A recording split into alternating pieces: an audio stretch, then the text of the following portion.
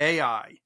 Yes. AI, I'm trying, Time Magazine chose, said AI inventors. So people connected to AI as their person of the year for 2025. And even though AI has been around for a while, both for science fiction, i.e., the Terminator, but also for Isaac Asimov had it first, but go Isaac ahead. Asimov, of course, yeah. But also, we've known about it, we've used it in some ways, but the last year or two, it's really started to take off, and it's becoming more integrated in everything we do, and it's becoming a lot more effective, efficient, and scary. So that you're seeing AI literally sort of become real people, at least in the minds of humans who are interacting with them, so that people are committing suicide because AI encouraged them to do so. People are making life decisions because AI encouraged them to do so. There was one study done, a test of AI, where AI actually, in some ways, can be said to have um, generated an independent way of thought, a humanity to it, because the conversation was by the humans of, we're going to shut down the AI, and the AI started to blackmail the humans to prevent itself from being shut down.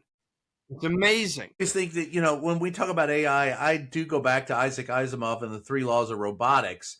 And as he talked about, you can do no human being harm. You can survive yourself unless it interferes with the first law, and et cetera, so on. And so I would love to see some kind of I don't know, some governance over AI. But to me, still AI. Look, I find mistakes in that. I use it mostly as I don't use it to write. I don't use it to create. I use it as sometimes a dictionary, and I find that even then it's wrong.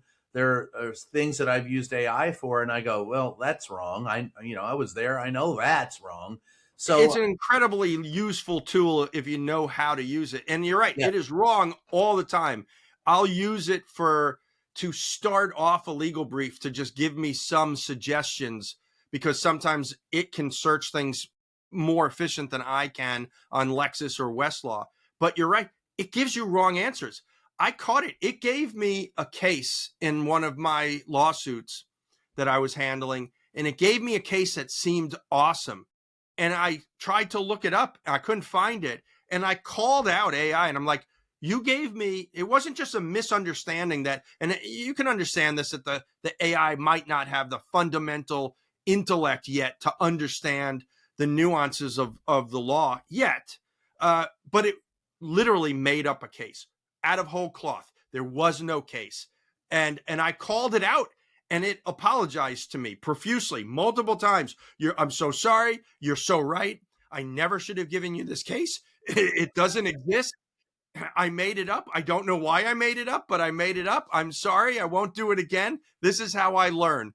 I was like, what the hell is this? This is the weirdest thing I've ever seen. yeah, I always think there's some 24-year-old kid sitting on the other end of it pretending they're AI. Just make this shit up. But And that's, lots of lawyers have been disciplined for creating briefs that are totally false citations because they didn't check it. I mean, so there's, it's good for helping develop from a language structure. A lot of times I'll write a speech, and I wrote a speech that's 3,000 words. Oh, how long would it take me to read this speech? If 30 you go minutes. slow, it'll take this amount. If you go fast, it'll take this. Okay, can you cut my speech, edit it so that it would be 10 minutes? And it does it. And it's really helpful for things like that.